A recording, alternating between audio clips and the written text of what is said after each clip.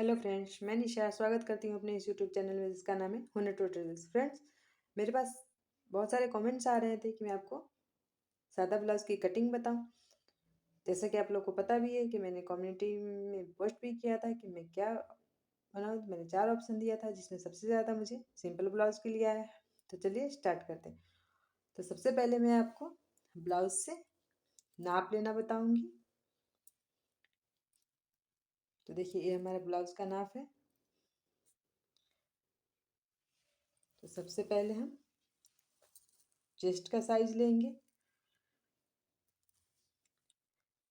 और इस वीडियो में मैं आपको ब्लाउज़ की 5 पॉइंट ऐसे बताने वाली हूँ जिससे कि यदि आपको वो समझ में आ गया तो आपकी सिंपल ब्लाउज़ कभी भी ख़राब नहीं होगी या गलत नहीं कटेगी या गलत नहीं सिलेगी। तो इस वीडियो में आप पूरा इस वीडियो को वॉच कीजिएगा जिससे कि आप वो 5 पॉइंट जान सकें कि वो ऐसा कौन सा 5 पॉइंट है जो आप समझ जाएंगे तो आपकी सिंपल ब्लाउज़ बहुत ही अच्छे तरीके से एकदम फिट और बहुत ही साफ सुथरी बन के तैयार होगी। तो ये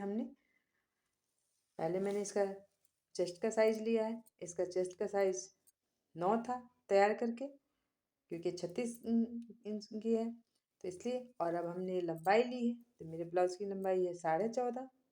तो हम इसको 15 रखेंगे क्योंकि आधी इंच मुझे इसकी सिलाई के लिए चाहिए। तो आपके ब्लाउज की जो लंबाई होगी, जो चौड़ाई होगी, आप उस अकॉर्डिंग अपना नापिएगा। और आप ये ध्यान से देखिएगा कि मैं कैसे कैसे नाप रही हूँ। और यदि फिर भी आपको कुछ नहीं समझ में आता तो आप मुझसे कमेंट करके बताइएगा। मैं कोशिश करूँगी कि आपकी छोटी से छोटी दिक्कत भी सॉल्व कर सकूँ और अच्छे से सिखा सकूँ। और यदि मैं आपको अच्छे से बता पा रही हूँ, समझा पा रही हूँ, तो आप एक लाइक कर दीजिएगा जिससे मुझे लगे कि हाँ, मैं आप लोगों को अच्छे से सिखा रही हूँ और मेरी वीडियो आपको पसंद आ रही है। और यदि आप मेरे चैनल पर नए हैं तो मेरे चैनल को सब्सक्राइब कर लीजिएगा और घंटे का जो निशान है उसको दबा लीजिएगा जिससे कि मेरे आने वाली और वीडियो भी आपको सबसे पहले आपके पास नोटिफिकेशन जाए। तो चलिए, अब हम अपने कपड़े पर कटिंग करते हैं।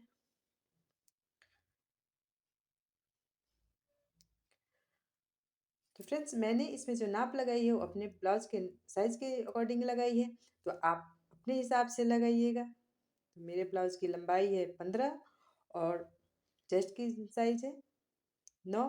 तो देखिए, ये मैंने 15 पे निशान लगाया है और मुझे इसको सिलना है। इसमें मैंने 1 इंच मार्जिन इसलिए नहीं रखा है क्योंकि इसमें फोल्ड वाली बनानी है मुझे। तो मैं ये थोड़ा इसमें कपड़ा कम है तो मैं नीचे से पट्टी दे के इसको मोड़ूंगी। इसके लिए मैं इसमें 1 इंच ज़्यादा मार्जिन नहीं दे रही हूँ, बस आधी इंच दे रही हूँ। आप यदि आपके पास यदि प्लेन कपड़ा है और आपका कपड़ा पूरा है तो आप 1 इंच एक्स्ट्रा मार्जिन रखिएगा। यदि आपका नाप, जैसे कि आपकी लंबाई 14 होगी तो आप 15 रखिएगा, 13 होगी तो 14 रखिएगा या 14.5 रखिएगा। आधे से आधी इंच हमारी ऊपर सिलाई में जाती है और 1 इंच कमर पट्टी जब हम मोड़ते हैं उसमें जाती है। तो ये मैंने सीने चेस्ट की लंबाई चौड़ाई नापा है और ये हमने ब्लाउज की लंबाई नाप दी है। और हम पहले सीधे से निशान लगा लेते हैं।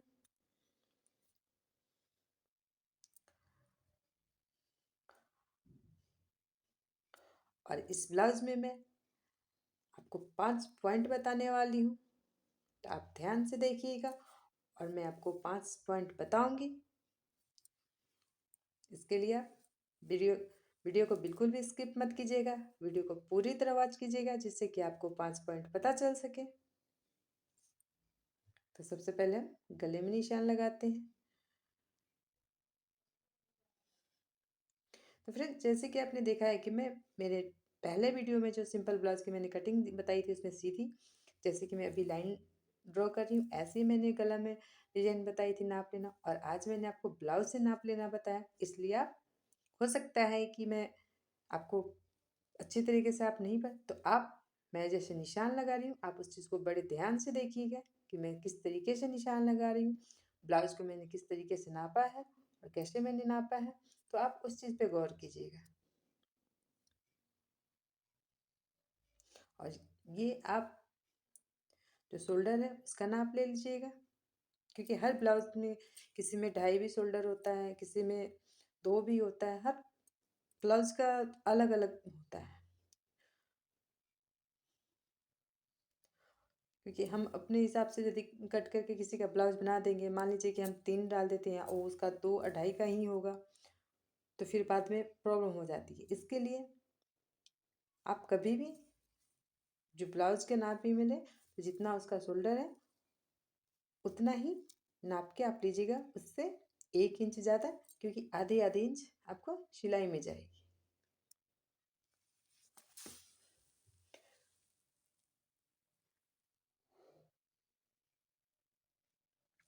तो फ्रेंड्स, मेरे पास एक कर्ल था, तो मैं उसी से निशान लगाती हूँ, बट मैंने आपको उससे नहीं निशान लगाना बताया है, क्योंकि बहुत से लोग हैं जो बिगनर्स हैं, उनके पास ये सब चीज़ नहीं हो पाता, इसीलिए मैंने सीधे ही ड्रॉइंग करके दिखाया है। क्योंकि मेरी कोशिश यही होती है कि जो नॉर्मल चीज़ें आपके पास हैं, आप पहले उसी से सीखो, उसके बाद ही, क्योंकि ज़्यादातर लोगों के पास ये सब चीज़ नहीं होती है, नॉर्मली ही सिलाई होता है। इसके लिए आपको मैं एकदम आसान और जो हमारे पास है हम वही चीज़ से कटिंग और स्टिचिंग करना सीखते हैं। तो अब हम इसको कट कर लेते हैं।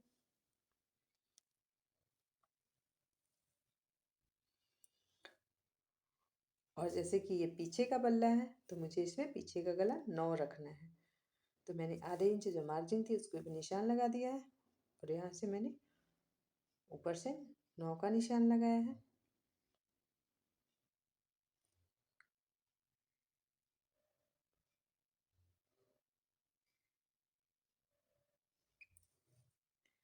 वीडियो को आप बिल्कुल भी स्किप मत कीजिएगा, क्योंकि जो मैंने 5 पॉइंट बोला है वो अभी मैं थोड़ी देर में बताने वाली हूँ।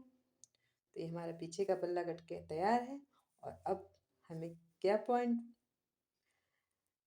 है वो मैं बताऊंगी आपको। तो देखिए, पहला पॉइंट इसमें ये है कि आप कभी भी ब्लाउज काटिएगा तो जो पीछे का पल्ला है उससे आधी से पौना इंच आगे के साइड में थोड़ा ज़्यादा रखिएगा। पहला पॉइंट, क्योंकि आपको पता है कि आगे के पल्ले में हमेशा ही बटन पट्टी और काज पट्टी दोनों ही लगती है। तो जब हम मेन एक जैसा ही नाप लेते हैं, तो जब हम सिलते हैं तो वो छोटा हो जाता है, जिससे कि साइज में फ़र्क पड़ जाता है। तो पहला पॉइंट है कि कभी भी आप ब्लाउज कटिंग कीजिएगा तो आगे के पल्ले को आप आधा से पौना इंच ज़्यादा लीजिएगा, जैसा कि आपको वीडियो में दिख रहा होगा। और आगे का पल्ला भी 1 इंच मार्जिन के अलावा भी आधा इंच आप ज़्यादा लीजिएगा, क्योंकि जब हम उसमें टेकिंग देते हैं तो सिकुड़ जाती है, जिससे कि हमारी ब्लाउज की लंबाई दोनों पल्लों में छोटी बड़ी हो जाती है। इसके लिए आधी इंच एक्स्ट्रा ही रखिएगा। यदि आपका 15 इंच का ब्लाउज है और 1-1 इंच आपने दोनों में मार्जिन दिया है, 16 इंच बनाया है, तो आप आगे के पल्ले को हमेशा ही 16.5 काटिएगा, क्योंकि आधी इंच उसमें और एक्स्ट्रा मार्जिन रखिएगा। ये पहला पॉइंट है और बहुत ही खास पॉइंट है। इस चीज़ को आप हमेशा ही याद रखिएगा, क्योंकि ये पॉइंट आपको बहुत ही ज़रूरत पड़ने वाली है। यदि आपने ये पॉइंट मिस किया तो आपका ब्लाउज कभी भी सिलने के टाइम में परफेक्ट नहीं बैठेगा। तो पहला पॉइंट आप हमेशा ही ये चीज़ याद रखिएगा। और दूसरी पॉइंट भी अभी मैं बताने वाली हूँ, इसके लिए आप वीडियो बिल्कुल स्किप मत कीजिए और ध्यान से देखिए।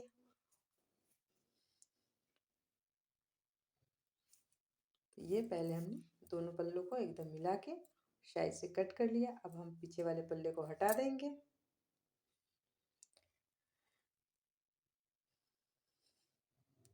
तो ये हमारा चारों पल्ला जो है एकदम पीछे का और आगे का दोनों पल्ला एकदम हो गया। और अब हमें इसमें आगे की तरफ से थोड़ा सा पीछे के पल्ले से हल्का गहराई देना है, तो छांटना है, जिससे कि जब हम ब्लाउज सिले और बाजू लगाए तो उसमें झोल ना आए। जो होता है ना, गले के पास हल्का हल्का सिकुड़ जाता है, वैसा नहीं होगा। तो ये भी आप याद रखिएगा। ये दूसरा पॉइंट है कि सिंपल ब्लाउज में कभी भी, या सिंपल ब्लाउज नहीं, किसी भी ब्लाउज में आप जब भी कट कीजिएगा तो आधा इंच आगे के पल्ले में गहराई दीजिएगा। और ये हमने एक पल्ला कट के हटा दिया है। और तीसरा पॉइंट, आपका जो सिलाई का जो है मेन सिलाई जहाँ से आपको फिटिंग लगानी है वहाँ से निशान लगाने के बाद इसको पहले आप मिला लीजिए, क्योंकि ये डिजाइन वाला था मैंने आगे से लगाया था, इसके लिए मुझे यहाँ अलग से निशान लगाना पड़ रहा है।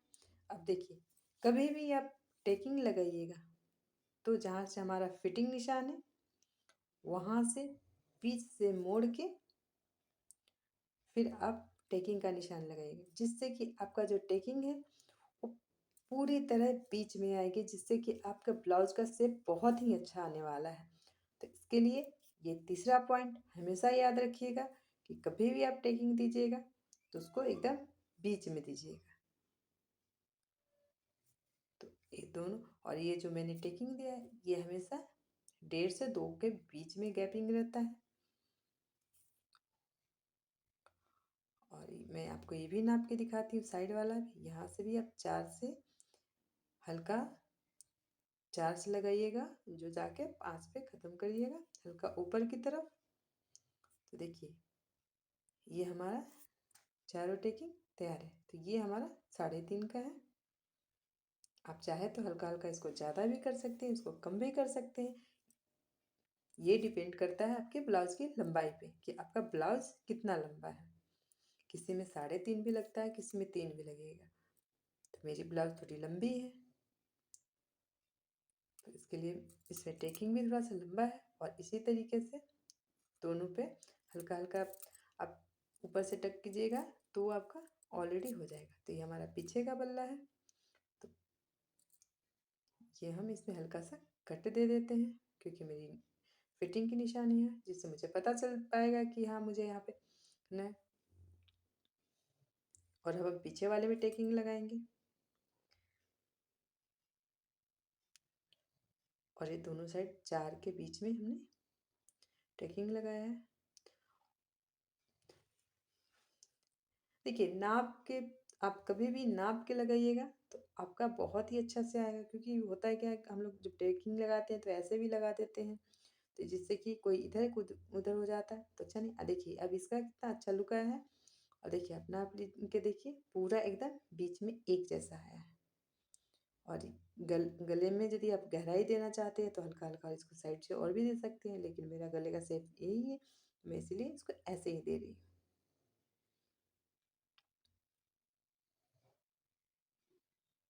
और इसमें हम बटन पट्टी काटेंगे। और चौथा जो पॉइंट है वो मैं आपको बताने वाली हूँ। फ्रेंड्स, कभी भी आप बटन पट्टी और काज पट्टी काटिएगा तो जो सिंपल ब्लाउज या किसी भी ब्लाउज का जो होता है ना, आप 1 इंच फोल्ड करके काटिएगा, जिससे कि वो डबल 2 इंच का हो जाएगा। 2 इंच से ज़्यादा आप कभी भी ब्लाउज की पट्टी को नहीं काटिएगा। जो हमारी काज पट्टी होती है, या जो जैसे कि हम जो गोल वाली बटन लगाते हैं उसमें वो काज पट्टी आ जाती है, और जो हम हुक वाली लगाते हैं तो उसमें वो बटन पट्टी हो जाती है। तो देखिए ये हमारी बटन पट्टी हो गई। तो ये आप कभी भी 2 इंच से ज़्यादा चौड़ा मत लगाइएगा, नहीं तो ये यदि ज़्यादा चौड़ा हो जाएगा तो आपका ब्लाउज वहाँ से घुकुच जाएगा, सिकुड़ जाएगा, जिससे कि खींचेगा। जब भी आप बटन लगाएंगे ना तो सिकुड़ने लगता है, खींचा खींचा सा लगता है, फुल्ला टाइप, तो वो अच्छा बिल्कुल भी शेप नहीं लगेगा। वो ज़्यादा चौड़ा लगाने पर वो फुल जाता है, इसके लिए आप कभी भी नहीं। और अब हम बाजू काटेंगे। तो फ्रेंड्स, ये मैंने एक अलग 5वां पॉइंट बताया है बाजू काटने का। तो देखिए ये पॉइंट आप हमेशा, अक्सर हाँ जो हम बड़े साइज के ब्लाउज काटते हैं उसमें बाजू काटने के टाइम में ना हमारी कपड़े छोटी पड़ जाती है, जिससे कि हमको ज्वाइंट देना पड़ता है।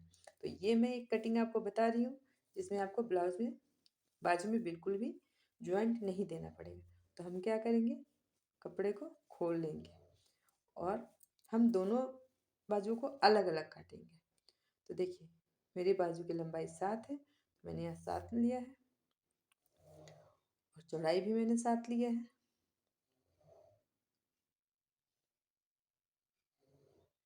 और 1-1 इंच 1.25 इंच के बीच में मैंने एक्स्ट्रा लिया है मार्जिन के लिए।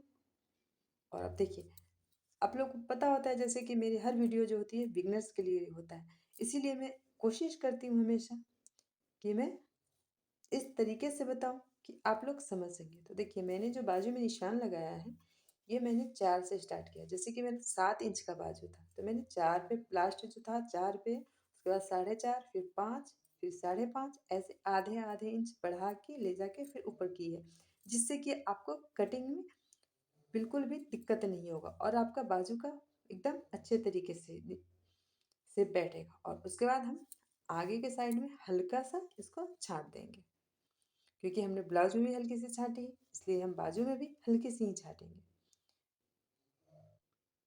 तो देखिए ये हमारा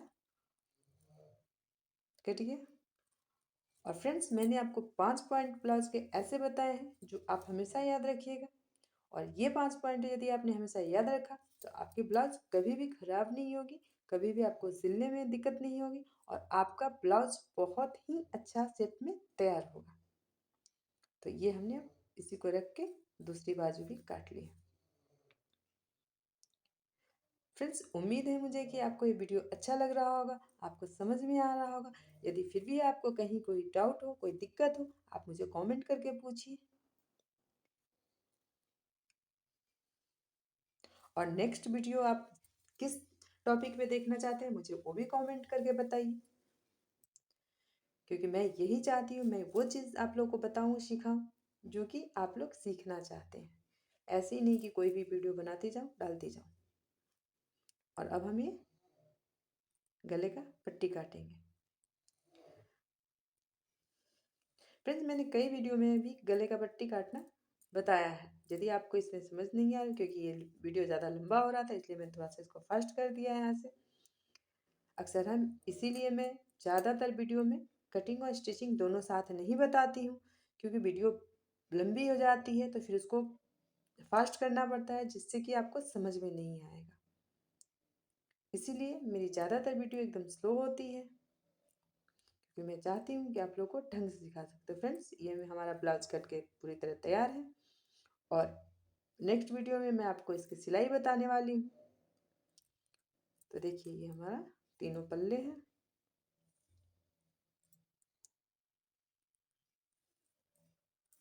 और ये हमारा कट के तैयार है। तो आप कैसा लगा आपको वीडियो कमेंट करके बताइएगा। यदि आप मेरे चैनल पे नए हैं तो लाइक कर दीजिएगा, सब्सक्राइब कर दीजिएगा और इस वीडियो को शेयर कर दीजिएगा, जिससे कि और लोगों के पास जा सके और लोग भी सीख सके। क्योंकि मेरी कोशिश हमेशा यही रहेगी कि मैं और भी अच्छी अच्छी वीडियो लाऊं और अच्छे अच्छे सिखाऊं। इसी के साथ मिलते हैं नेक्स्ट वीडियो में, तब तक के लिए धन्यवाद।